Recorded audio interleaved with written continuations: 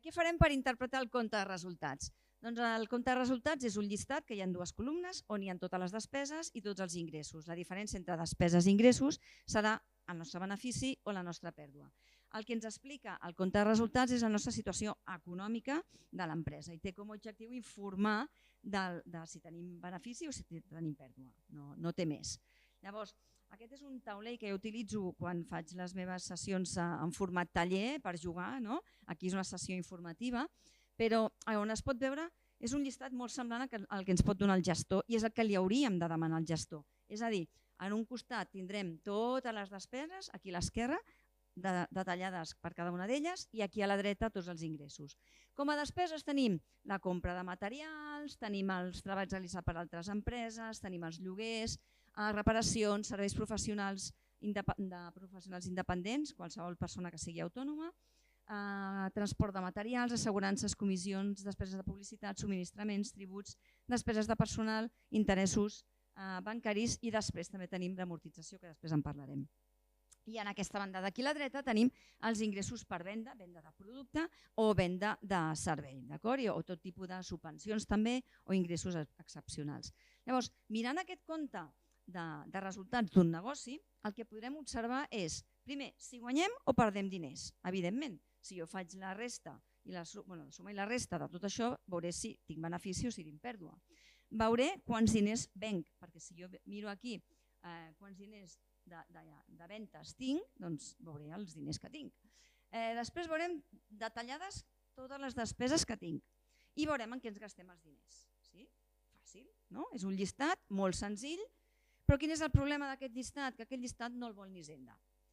Ara us volia fer un exercici, els que estàveu aquí, i si no, els que esteu a casa. Us deixaré un minutet, perquè sé que els que esteu aquí, però els que esteu a casa o ho veieu en diferit ho podeu fer. Voldria que calculéssiu el resultat d'aquest negoci, és a dir, hem venut 90.000 euros, tenim un salari de 35.000, 34.500 en compra, 6.800 en subministrament, lloguers, 1.200 en tributs. Tributs són petits impostos o taxes, com per exemple la taxa d'escombraria, l'IBI, aquestes coses, d'acord? I després hem pagat 1.000 euros d'interessos d'un préstec. Llavors jo recomanaria agafar-vos un full i posar-vos aquí a la dreta, a la vostra esquerra, per exemple, totes les despeses que hi ha i a la dreta els ingressos. La diferència entre el que us doni entre ingressos i despesa tindríeu el vostre benefici o la vostra pèrdua.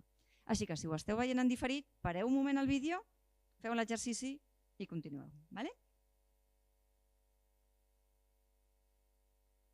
Ja torno a ser aquí, hem anat ràpid. Com ha quedat aquesta compte de resultats? Tenim 5.500 de benefici. Hem posat en aquesta banda d'aquí totes les despeses que tinc, això és molt simplificat, d'acord? I aquí tenim els ingressos. Per tant, per diferència, perquè ha de sumar exactament el mateix cada columna, tenim que per diferència tenim el benefici de l'empresa. D'acord? Sí? Seguim, doncs. El compte de resultats, i això és molt important, no el vol ni Hisenda. Aquest que us he presentat, dius, i per què me l'has ensenyat? Bé, és la base de tot i a partir d'aquí nosaltres el que hauríem de fer és convertir aquesta informació en alguna cosa que ens sigui útil. El compte de resultats surt de la comptabilitat financera. La comptabilitat financera és la que regeix pel Pla General Comptable i el que interessa és que ens digui la situació econòmica de l'empresa i sobretot per bancs, inversors i administracions públiques. Clar, quan hem de demanar un préstec, per exemple, ens demanen el compte de resultats. Llavors, aquesta informació veu els bancs, els inversors o l'administració pública com estem, quina situació estem, i llavors el que ells decidiran si ens donen un préstec o no. Llavors, el compte de resultats financer, el que hem vist fins ara, s'estructura segons la seva naturalesa. Per exemple, segons el consum de materials. Hem vist les compres que teníem. Teníem que podem veure si hem comprat matèries primeres, envasos, embalatges, i si tenim costos addicionals per poder disposar d'aquests productes, com ara els costos de transport.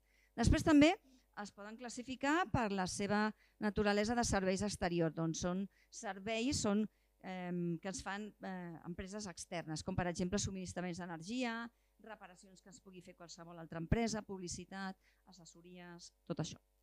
Després també tenim al personal, doncs són tots els sous que paguem, la seguretat social.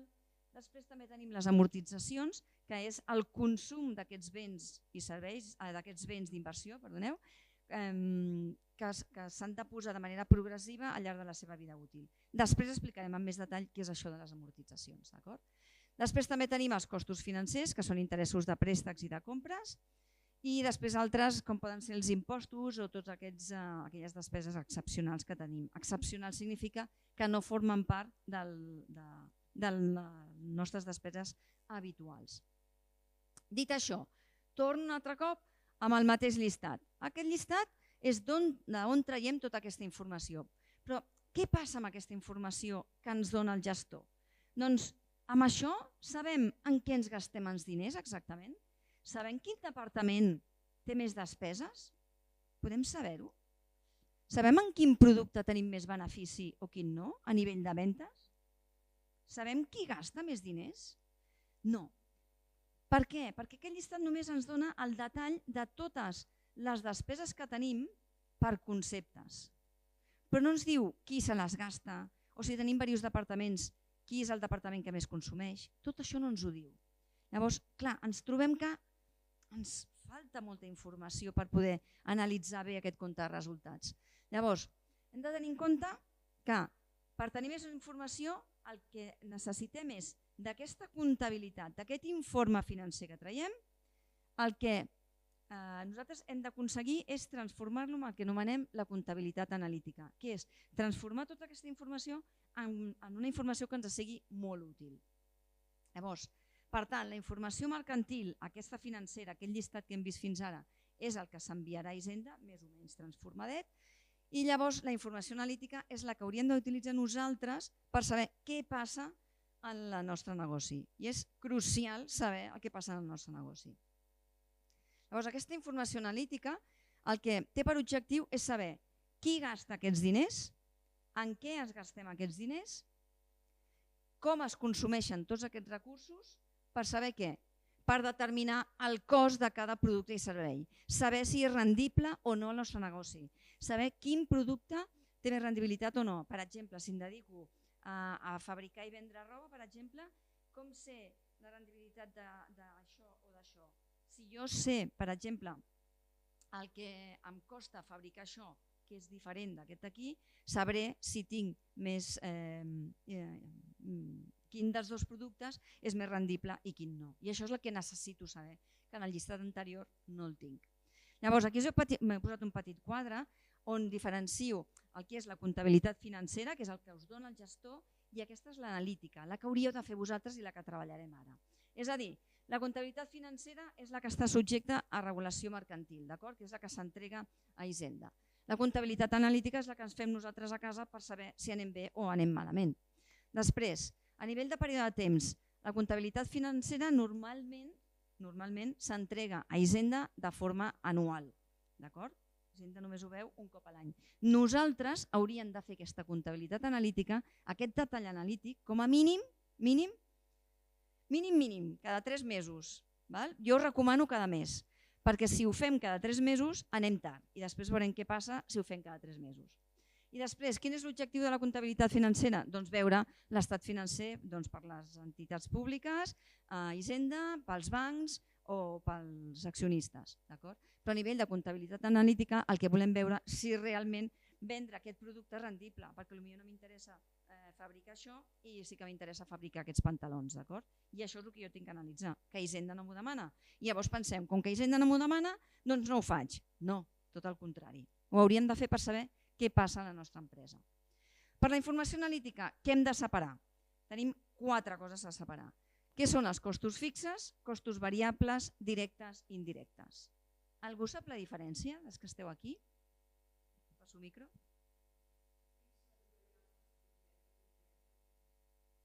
Quina és la diferència entre fixa i variable?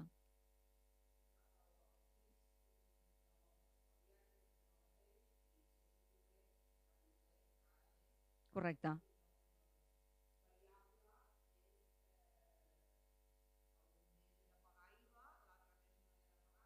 Precisament l'IVA no té res a veure amb la compte de resultats, no afecta. I a més, quan anomenes la paraula pagar, Jo en cap moment he parlat de pagar, he parlat de compres, consums, despeses, però pagament va en un altre llistat.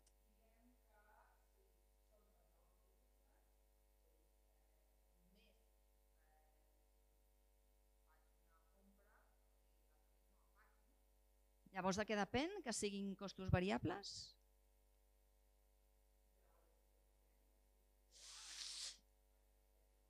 No exactament. Mira, però gràcies per comentar-ho. Els costos fixes, com bé has dit, són independents del volum de producció. Imagineu-vos quan va arribar la Covid, no? La Covid estava tot tancat, però igualment havíem de seguir pagant factures. Doncs això són costos fixes. Són coses que hem de pagar sí o sí, venguem o no venguem. Sí? Què ens passa amb els costos variables? Doncs depenen del volum de producció o de venda. Si jo tinc venda, hauré de fabricar. Si no tinc venda, no fabrico. Per tant, això seria variable, perquè varia en funció de la producció. O sigui, no existeixen si no es produeix cap unitat, però van augmentant conforme les unitats es van produint. Evidentment, com més vengui, més unitats hauré de produir. Tindré més despeses, però si no venc, no hauré de seguir consumint. Per exemple, una cosa molt típica són les matèries primeres per fer més envasos o consumir més energia perquè tinc les màquines funcionant a més rendiment. O sigui, les despeses, els costos variables dependran de la nostra producció o dependran del nostre servei. Per exemple, jo he vingut aquí, tota l'estona aquesta de benzina, per exemple, que no es pot deduir, que això ho veurem el proper dia, tot això el que seria és despesa variable. Si jo no vinc aquí no tinc aquest tipus de despesa. Després tenim la diferència entre costos directes i indirectes. Un cost directe és aquell que sense cap dubte jo el puc imputar a la meva producció. Imagineu-vos que jo em dedico a fabricar i vendre aquestes camises. Jo necessitaré un cost directe de producció, serà per exemple la compra d'aquest material, el cost de fabricació. En aquest cas us he posat, si produïm roba infantil, doncs el consum de la tela, tot això seria un cost directe, que puc imputar-lo en aquest tipus de peça. Per tant, jo sabré en tot moment tot el que em costa fabricar aquesta peça. En canvi, un cost indirecte és aquell que no sé on posar-lo. Imagineu-vos, per exemple, el lloguer de la fàbrica, la neteja de la fàbrica, el lloguer del local, tot això són coses que on n'hi poso? A la camisa o als pantalons, on imputo? No és una cosa que estigui clarament imputada a alguna peça que fabriqui o alguna cosa que jo faci. Si em dedico a serveis exactament igual. Jo, per exemple, tens diverses línies de negoci. Doncs si tu estàs treballant per projecte d'un client i tu vols saber què és el que et costa treballar per aquest client de servei, per exemple, estàs fent un projecte d'enginyeria, què faràs? Posar-li tot el lloguer en aquest client? Si potser en tens 5 clients, l'hauràs de fer o de manera proporcional o dir, doncs mira, he treballat més hores en aquest client, doncs l'imputo més quantitat. O si tinc 5 clients, dividir-ho entre 5. Però com que no es pot posar de manera clara a un projecte o un producte, per això se l'anomenen costos indirectes. Sí? No, són diferents. Moltes vegades els fixos i els indirectes coincideixen, això sí, però un cost directe és diferent que un variable. Jo puc tenir costos directes però fixes i puc tenir costos variables indirectes.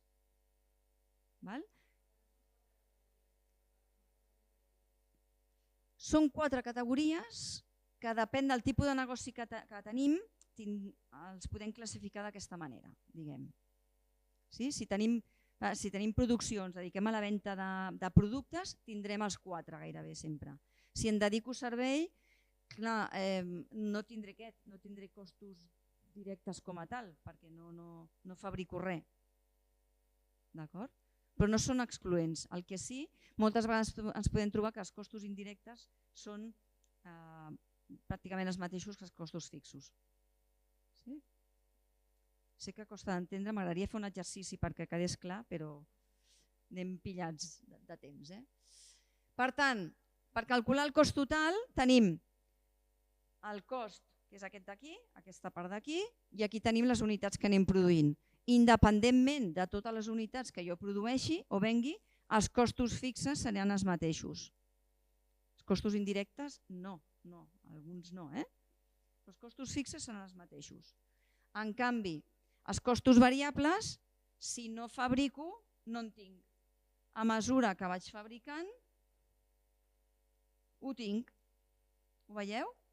Per tant, què passarà? Si jo vull saber els meus costos totals, el que faré, perdoneu, és a partir de tots els costos fixes que tingui, li afegiré els variables. I això se li anomena costos totals. Sí? Perfecte. Següent pregunta. És el mateix despeses que cost? Que a vegades confonem aquests termes.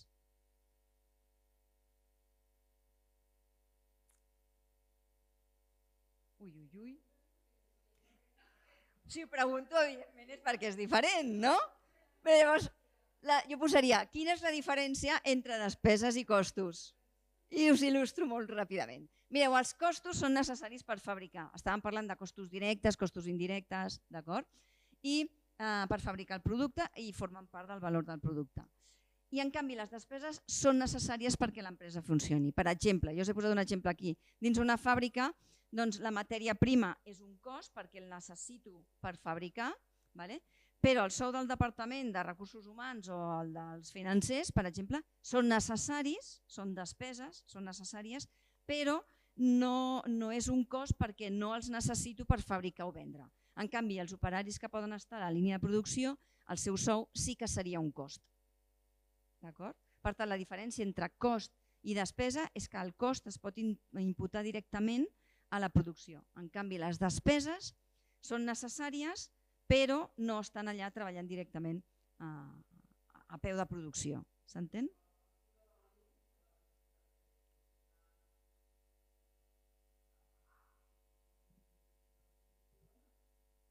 Sí? Què seria per tu? Jo et diria com els gallecs, depende. Clar, imagineu-vos una empresa com Mango, que té la part de taller i té la part d'oficines. Si tenim dues factures diferenciades, on aniria la llum? La llum de taller seria un cost, la llum de les persones que estan a oficines es podria considerar una despesa, perquè les persones que estan allà treballant i el local aquell on estan tots ubicats són necessaris perquè l'empresa funcioni, però no estan treballant directament fabricant roba. D'acord? Per tant, aquesta seria la distinció. I tot això perquè us explico, perquè és una manera també d'analitzar el compte de resultats i perquè veieu que no tot és el llistat que us dona el gestor, sinó que el que hauríeu de fer és analitzar una mica en què us gasteu els diners. D'acord? Que és el que anirem veient. Més coses. Quina és la diferència entre inversió i despesa?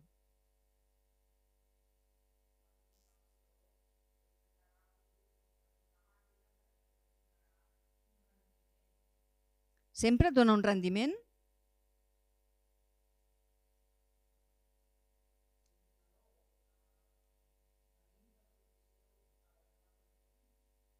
Sempre? Depèn del que compris. Una inversió no sempre ens té per què donar un rendiment. Hi ha inversions que són fallides, per exemple. Hi ha coses que potser no surten bé. Imagina't que compro accions, que seria una inversió, compro accions i aquelles accions es desplomen. Per tant, no sempre hem d'esperar un rendiment. Però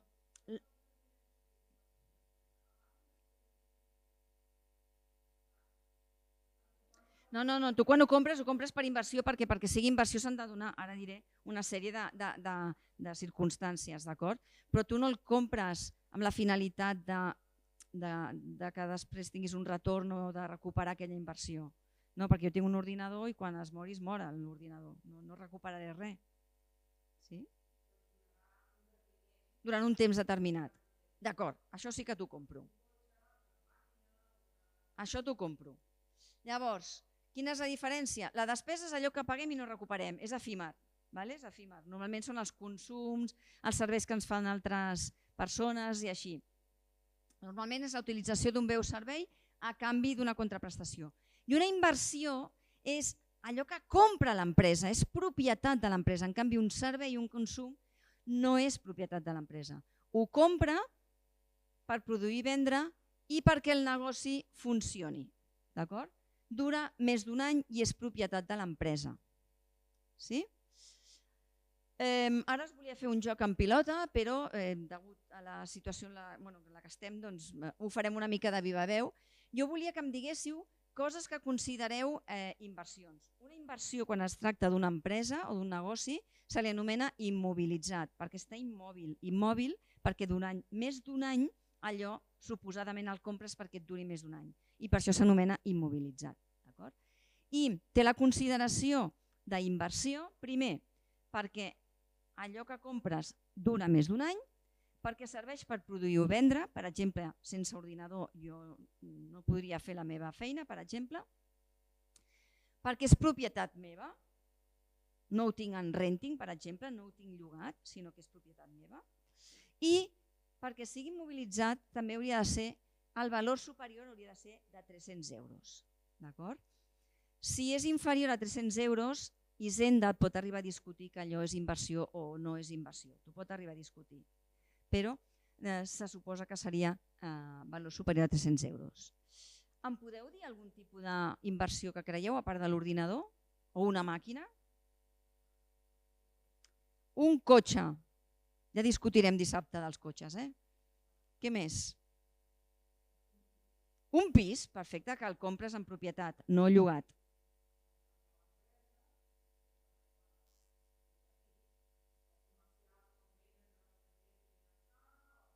Perfecte. Una màquina registradora, si superes 300 euros, per exemple. Correcte. Una patent, una marca, també podria ser. Accions d'una companyia. Per exemple, jo compro accions no per especular en menys d'un any, sinó perquè jo compro una empresa i tinc accions d'aquella empresa, per exemple. Això també podria ser.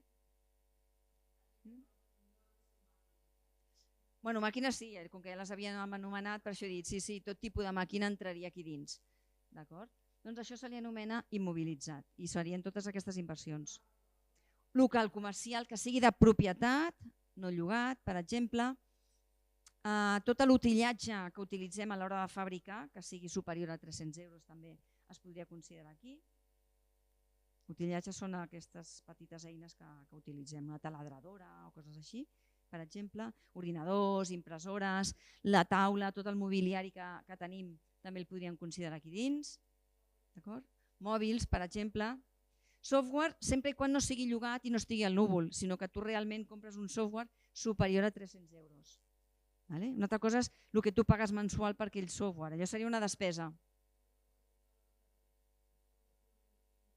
Si el Comptaplus el tens tu, instal·lat al teu ordinador i és superior a 300 euros, sí que seria això. Però hi ha persones que tenen alguns programes ja llogats al núvol i paguen una mensualitat cada mes. Allò seria un lloguer, aniria com a despesa.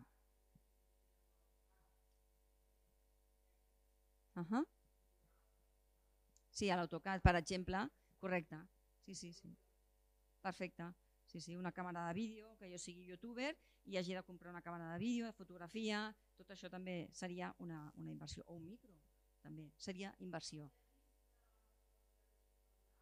No, els EPIs, o sigui els uniformes, tenen la consideració de despesa perquè suposadament cada any tu els hauries de comprar. A no ser que sigui un uniforme tipus un tratge de la NASA, que val milions, per exemple, allò sí que seria una inversió important, però en principi tot el que són els uniformes es consideraria una despesa.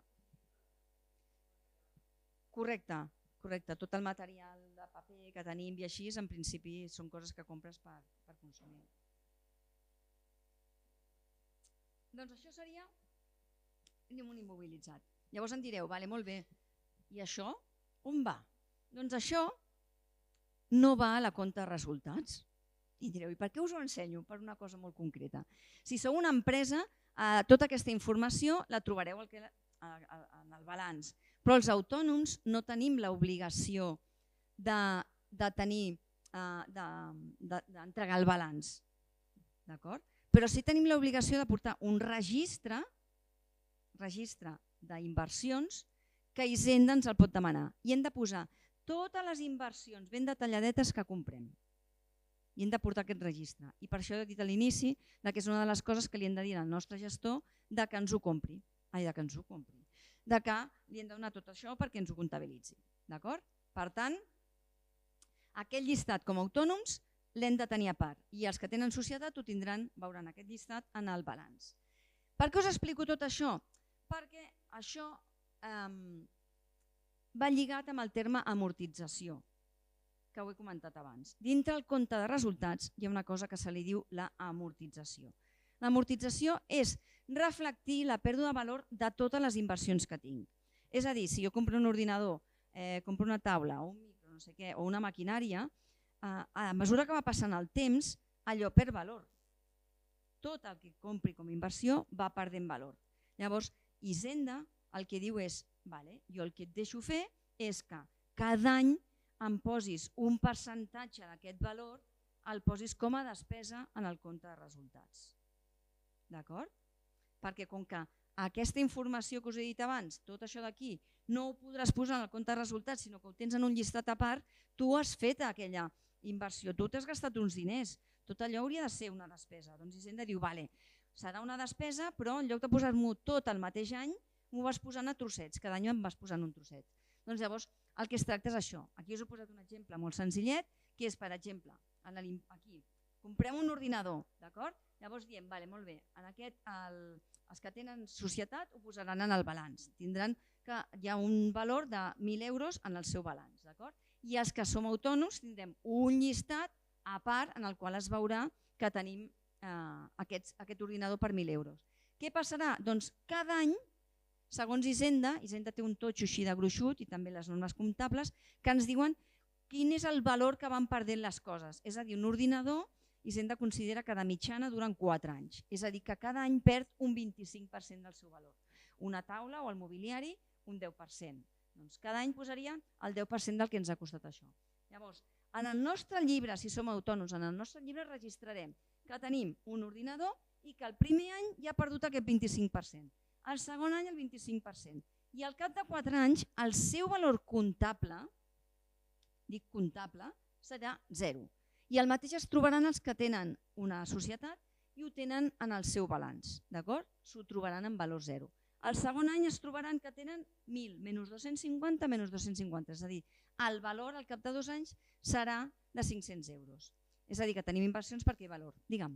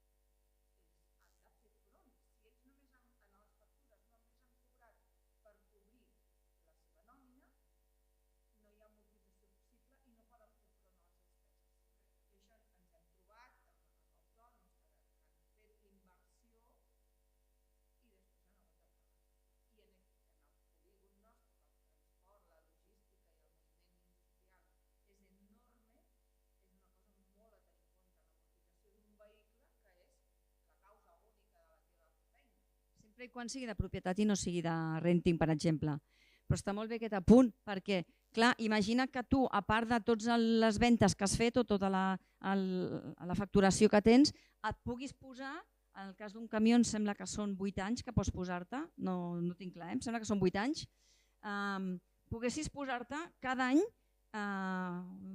un 16% o 18% de despesa del que et va costar aquell camió, amb la qual cosa no pagaries tants impostos. Llavors, és important saber que tot això que tu et restes aquí, tu t'ho pots posar com a despesa en el teu compte de resultats. I això ho pots posar-ho. El que et treus aquí, ho poses aquí. O sigui, en el teu llibre... Clar, en el cas d'un camió són 100.000 euros. Imagina't un 20% del valor del camió que et puguis... Clar.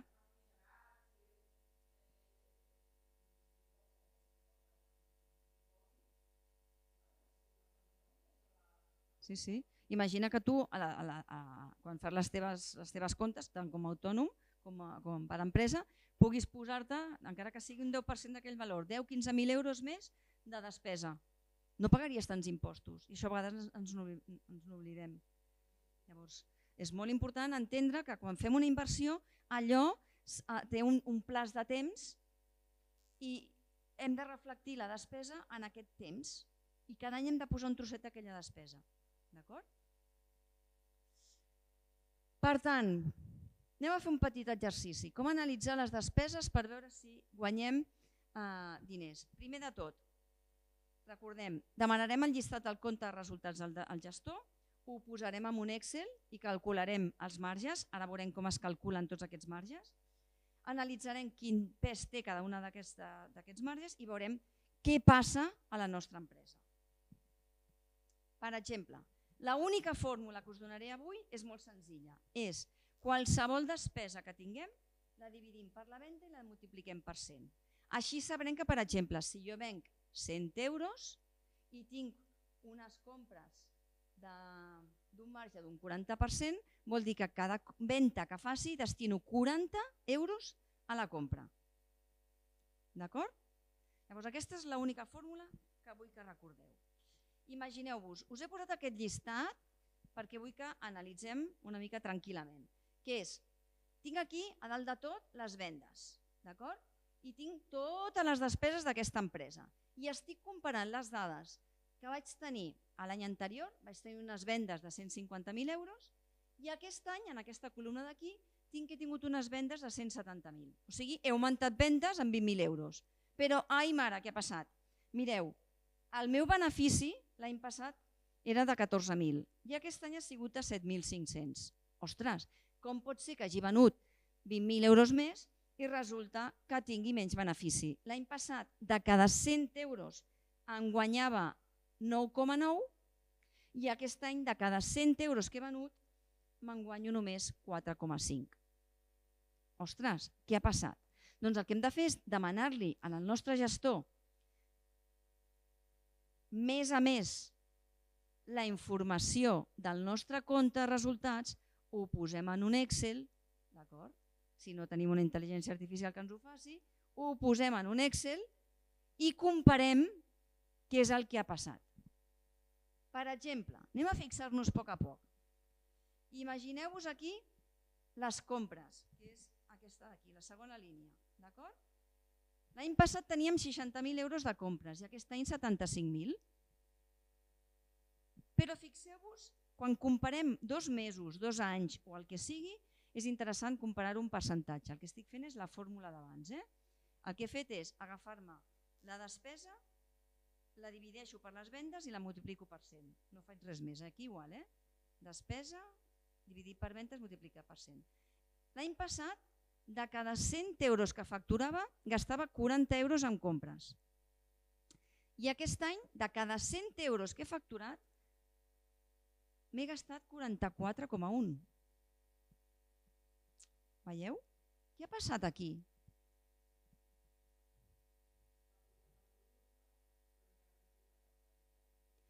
Vale, perfecte. El preu de cost, o sigui, comprar, abans em sortia de cada 100 euros en gastava 40 i ara comprar em surt 4,4 euros més car.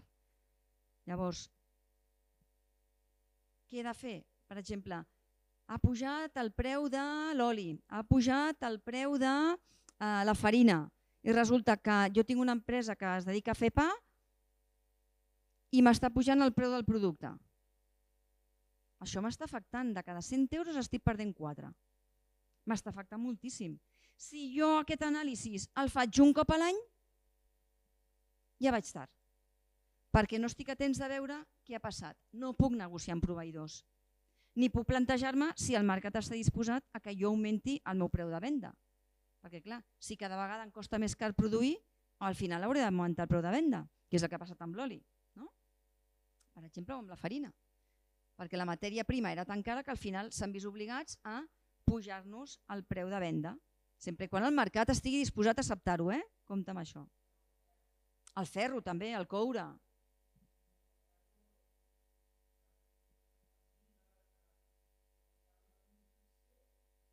puja un... Clar. Llavors, clar, arribarà un punt que tu no podràs assumir, perquè si no el benefici llavors cada vegada es redueix, amb la qual cosa em veig una mica obligat a dir, bueno, si realment no puc renegociar amb proveïdors ni res, i arribarà un punt que em veig obligat a pujar preu, sempre i quan el mercat estigui disposat a fer-ho, perquè igual també veiem que el nostre producte no és viable, aquesta és una altra, d'acord? Per tant, el percentatge de compres ha variat. Quin és el problema? Si això ho mirem un cop a l'any, ja anem tard, no tenim la capacitat de renegociar ni de veure què passa. Per això és tan important agafar aquesta informació i en l'Excel anar afegint columnes cada mes. I la fórmula la còpies i ja està, no té més. La gràcia de tot això és que si jo vaig fent el seguiment cada mes, veuré què està passant amb les meves despeses i no em trobaré que al cap d'un any resulta que estic perdent calés. Per tant, el percentatge de compres ha variat perquè no hem venut més car i estem comprant més car. Següent pregunta. Anirem baixant, anem mirant, vaig una mica al gra. Ens trobem que el que són congressos i convencions i publicitat hem passat l'any passat aquí congressos 2.000 euros i aquest any 8.000. Està clar que hem fet una inversió per anar a un congrés. Hem passat de 2.000 euros l'any passat a 8.000. Hem passat d'un percentatge de 1,3 a 4,7. I a nivell de publicitat hem passat dels 9.000 a 15.000. De cada 100 euros de facturació me'n gastava 6 i ara me'n gasto 8,8. Ostres, això m'està afectant molt. Tinc moltes més despeses. Llavors, la meva pregunta és: està justificat que jo hagi invertit tants diners en això? Si jo fos el director general d'aquesta empresa, seguiré invertint tants diners en publicitat i en congressos l'any que ve? Depèn, m'agrada, depende. Què passa?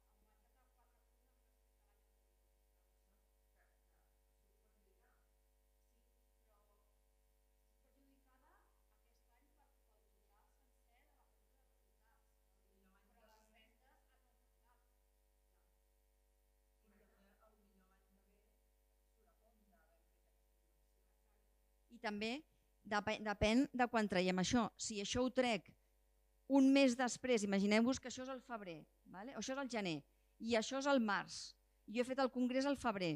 Ostres, doncs a mesura que vagi passant el temps, aquests percentatges, com que aniré facturant, aquests percentatges es van reduint. Veieu? O sigui, a mesura que passa el temps, això s'ha d'anar reduint. Quin és el tema?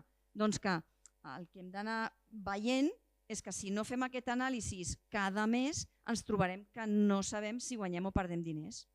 Hem de fer aquest anàlisi cada mes. Llavors, una altra cosa que ens podem trobar és que com sé jo que aquestes vendes són degut al congrés? Així no ho puc saber. Llavors, hi ha una cosa que se li diu centres de cost. Centres de cost. Que és tan senzill com dir-li al meu gestor que és: escolta'm, aquestes factures, aquesta numeració de factures són degut a que he fet el congrés i s'han generat nous clients o noves vendes. I totes aquestes despeses addicionals que he fet degut a aquest congrés i aquesta publicitat, vull que me'l posis tot això, tant els ingressos com les despeses, com la persona que vaig haver de contractar perquè estigués allà a l'estand i tot, vull que m'ho posis en un centre de cost, és a dir, amb una numeració concreta. Llavors, li puc demanar al meu gestor que em digui: escolta'm, dona'm aquesta informació i digue'm si aquest centre de cost, si això que he fet és viable o no és viable, està bé o no està bé. I això és la comptabilitat analítica. Aquesta és la màgia, que nosaltres la podem treure el màxim d'informació. Amb el llistat que us he comentat inicialment, on hi havia les despeses i els ingressos, allò no es veu. En canvi, si som capaços d'analitzar això i analitzar-lo mes a mes, tindrem molta informació del que passa en el nostre negoci. I què són els centres de cost? Són com subunitats del negoci. Li podem dir al gestor, escolta, treu-me el compte de resultats global. Perfecte. I ara treu-me els centres de cost. Per què s'utilitza aquests centres de cost? Per exemple, per controlar costos de projectes, departaments, centres de producció. Per exemple, en el meu cas, jo em dedico a fer conferències, formacions, el de la tele, el de la intel·ligència artificial. Com sé quin és el negoci que em dona més diners, més rendibilitat? Si jo sóc capaç de dir, mira, aquesta factura és de la sessió d'avui, de la conferència d'avui, o això d'un projecte d'intel·ligència artificial, o això de la tele. Si jo sóc capaç de discernir quina és la facturació i quines són les despeses que jo signo aquell projecte, sabré si és viable o no. El mateix amb un arquitecte. El mateix si em dedico a fer la roba, per saber si és rendible fer aquesta peça o és més rendible fer un pantaló. Si jo sóc capaç de veure i de discernir tot això, sabré la rendibilitat del projecte. Per exemple, que tinc 3 botigues. Tinc una botiga a Barcelona, una a Palau i una altra a Reus. Per exemple, com sé quina de les 3 botigues va bé si només tinc un compte de resultats? Si jo a cada una de les botigues li assigno un centre de cost, sabré què he facturat a cada botiga i quines despeses tinc a cada botiga. I així sabré quina de les 3 botigues és més rendible o no. Si no, si ho tinc tot global, no puc analitzar-ho. I sobretot analitzar-ho mes a mes, perquè si no, si ho veig un cop a l'any ja no estic a temps ni tinc la capacitat de poder fer modificacions.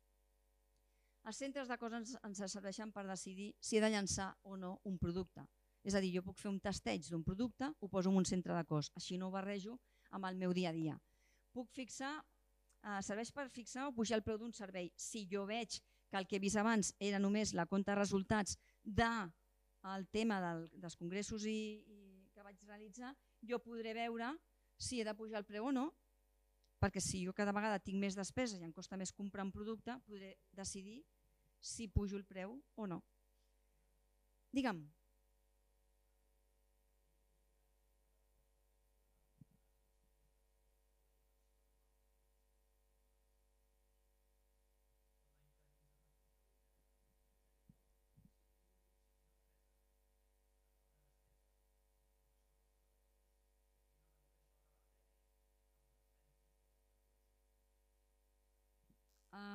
És una mica difícil de mesurar això, o sigui, si una formació t'ha repercutit en vendes. Lo habitual és que si és una empresa gran, el departament de recursos humans ja sigui un centre de cost. El departament de compres és un altre centre de cost, el d'enginyeria un altre, i cada departament veurà la rendibilitat. Llavors el seu cost s'acostuma a repartir entre els altres departaments. Però és molt difícil de mesurar, si tu fas una formació, és molt difícil de mesurar quin seria l'ingrés que tu li imputaries en aquella formació. Un augment de vendes? Com ho pots mesurar? En funció de què? Si són de tècnica de vendes, sí. Però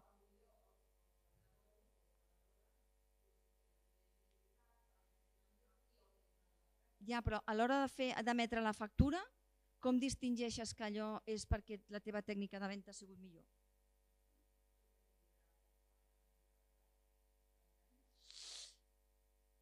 Però com saps que és degut a això? És que el tema de la formació no és una cosa que sigui molt tangible de poder dir jo li imputo aquesta factura, per exemple, en el meu cas m'hi poso, he fet el màster aquest en intel·ligència artificial. Evidentment, si jo poso el cost del màster i poso totes les ventes que m'està generant la facturació d'intel·ligència artificial, llavors et diria sí.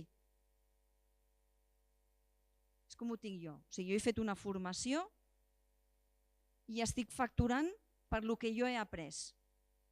En aquest cas sí. Seria com un projecte, com això que et dic, controlar un projecte o departament o un cost de producció.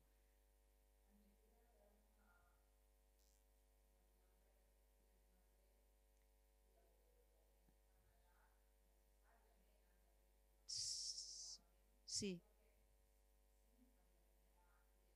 Vale. Compte amb això, quan és un I+D, normalment es considera inversió, perquè són projectes normalment de més d'un any. Llavors es posen com a immobilitzat, com a inversió, el que hem vist abans. Llavors, en el moment que realment tu llences el producte després de testejar-lo, llavors sí que ho passes tot a despesa. Però passes la part proporcional del sou de les persones que estan allà, tots els productes que estan testejant, tot el que és la inversió, o sigui, a més és inversió en I+D, en investigació i desenvolupament. Llavors, en aquest cas seria immobilitzat, llavors ho passaries a despesa en el moment que tu ja ho llences al mercat. Val? Però en el cas que tu comentes, el tema formació, jo ho veig evident en aquest sentit. No? Jo faig una formació que en aquest cas seria aquesta intel·ligència artificial, totes les factures dels cursos que jo estic fent sobre això, doncs el meu cost ha sigut aquest i les meves factures han sigut aquestes, per tant, això sí. O quan faig el reciclatge, per exemple, imagina que fes un curs de fiscalitat i després fes conferències només de fiscalitat. Podríem obrir un centre de cost per dir, mira, jo he tingut aquest cost i em dedico a facturar. Però si és una cosa més genèrica, és molt difícil. Les tècniques de venda, realment, com puc saber que aquella venda m'ha vingut perquè jo he fet el curs? És una mica difícil. Per mi aniria dintre l'estructura general, s'hauria de veure cas per cas. Doncs això també ens pot servir per veure si hem de comprar una maquinària o no per producció i també per obrir tancar un determinat departament, dic departament o una botiga, d'acord? Per si veig que no és viable, doncs la tanco i ja està. Doncs ja està, família, fins aquí hem arribat i res, us volia demanar als que esteu a casa i als que no, als que esteu aquí, si voleu de fer una petita enquesta o ja la passareu vosaltres, que els que n'haguéssiu i tal, i si teniu qualsevol pregunta doncs estaré aquí per fer-vos qualsevol resposta. Moltes gràcies a tots. Gràcies.